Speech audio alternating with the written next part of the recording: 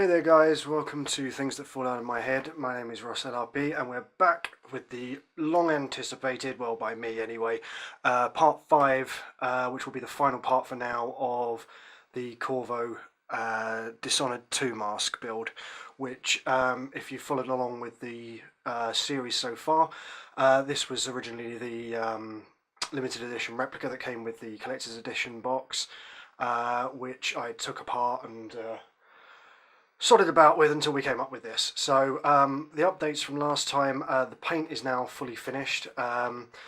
Basically I went over this half, same as the first half here, just using a few different Games Workshop silver metallic paints. Off the top of my head I think they were Lead Belcher, Iron Breaker, a couple of others in there.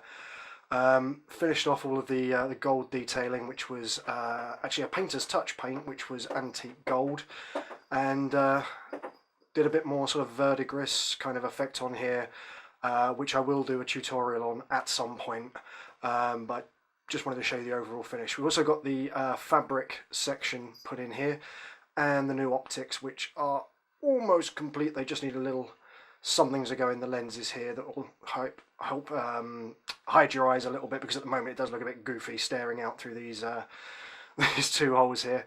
Yeah, if I just take you through the inside of this, and there we are. So the fabric part was designed around a pattern that I made actually inside of this. I just kind of laid the paper in there, taped it all down, took it out, cut it down the middle. Originally, as the inside is here, I was going to have it made in two halves, just to make it a little bit more fitted, but as it happened, when I'd done one layer, I kind of laid it inside and I didn't like having a seam line visible down here, because on the in-game references there is no line. So went back to the drawing board, redid the outer shell of the fabric, which is the part you see from the front here, and then meticulously, I don't know whether this will focus on it, hand sewed all of this together, and then put it on the inside, just attach it with a couple of little dabs of glue. That way if I ever do need to take it out, I can just rip it out, do whatever I need to do, and just glue it back in again. Got the optics painted up as well.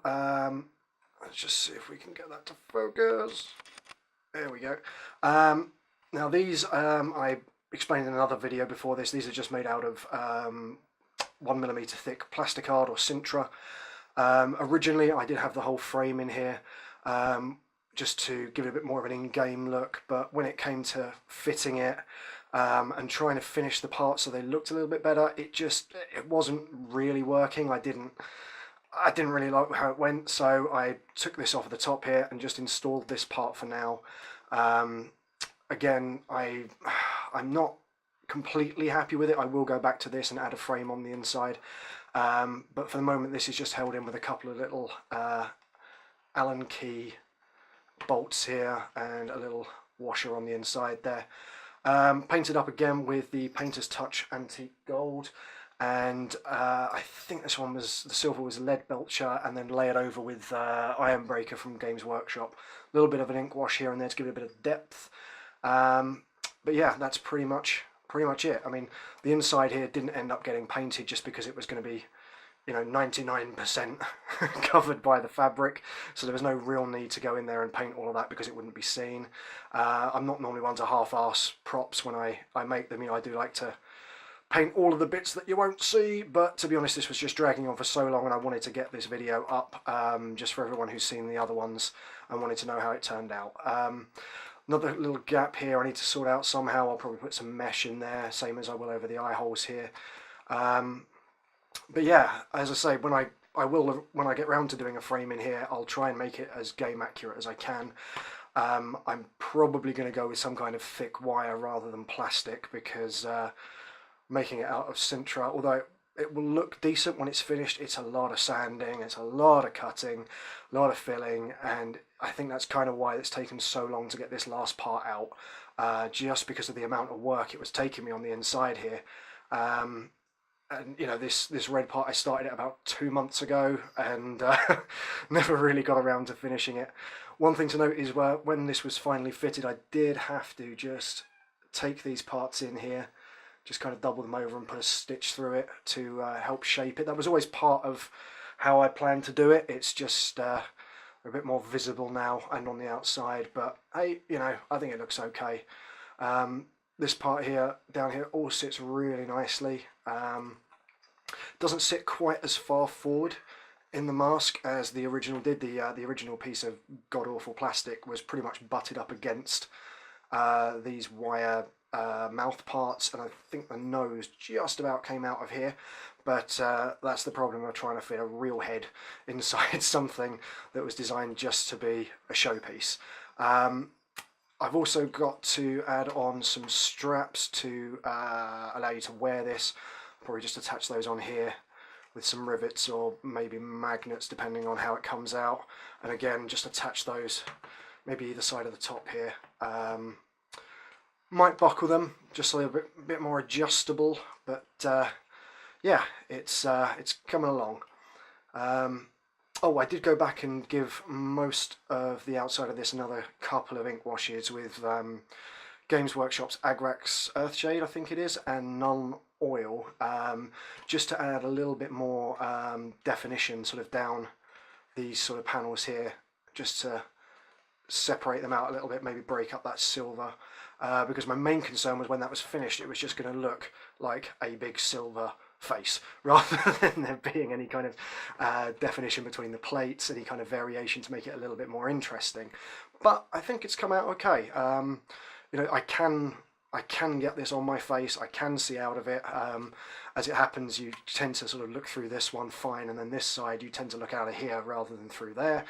But, you know, that's how it works, that's how I had to get it to fit. Again, it doesn't fit quite as tight to the head as the in-game model does, but again, you know, Dishonored is a video game, they don't have to worry about actual people fitting actual things on their actual faces, whereas I do. So I wasn't willing to cut anything off myself, so there we go. But yeah, I'm really quite pleased with how this has come out. It's going to look great when it's mounted up. I'm going to try and get it on a plaque on the wall, alongside the Corvo dagger, which I'm still progressing very slowly with. But yeah, so I'll keep this one short just because, you know, there it is. There's not a lot more to say about it. Apologies for everyone who was waiting on this part to come out, and thanks for all the views on the other parts. You know, I think the first part especially has gone down very, very well. But as I say, I will come back to this. It's done for now. It's to a point where I feel happy with how it's turned out. You know, with what I've achieved on it, and it's kind of at that point where if I'd never came back to it, I wouldn't mind. You know, it's fine as is. It's recognisable. Everyone knows what it is, but I would just like to come back and finish it off. It's just sorting out how to do this fucking frame in here is gonna be a bit of a ball ache. I'm gonna need a few attempts at it. I don't want to, you know, promise that there'll be another part in a couple of weeks' time when I've sorted it out, because I just don't know when I'm going to get time to do it. But there will be a frame coming in here. There will be straps coming on here so you can wear it. I kind of want to add some modern fangly bits around here like the original had, but it's just space really. Anything else I add in here, it's not going to sit on my head. So, yeah, there we go, guys. One of my cats is screaming at me for some reason. I might have to go and deal with that. But, yeah. Hope you guys like it. If you've got any suggestions of anything else that needs doing to it, I mean, I'm pretty happy with it. As I say, I'm not going to do any more work immediately, but I welcome any feedback, any comments, and you know, leave a like, leave a comment if you want to. There will be more cosplay videos coming, but for now, this guy's done. But there will be, as I say, an update at some point in the future. I'll probably just do that as and when I've got time. One other thing to mention is there is a video coming up soon for the Assassin's Creed Syndicate DLC outfit, the Creature's Rags, which I mentioned in an earlier video. That's being worked on at the moment. Unfortunately, it's not going to be a build-along kind of video, much like this one. It's kind of a review after I finished it, but that will be coming soon. and there will also be a bit of a choice for anyone who watches the videos as to what projects I'm going to be doing next, but more on that when we do the coat video. Last thing to say at the moment is there'll be no videos up next week, unfortunately, just because Bish is away in Amsterdam. I know what you're thinking, and it's purely educational. She's going with her university to go and look at museums and whatever else they do in Amsterdam that's worthy of design students looking at it. But thanks guys for watching. Leave us a like, leave us a comment, tell me what you think. Criticism always welcome. Can't grow without criticism, so please tell me what you think, and we'll see you guys again soon for some more gaming and some more cosplay. See you guys soon. Bye bye. Come here! No, come here! Where's my hat? I want my hat back! I want my hat back! I want my hat back! Nothing shows your combat prowess like shouting, "I want my hat back."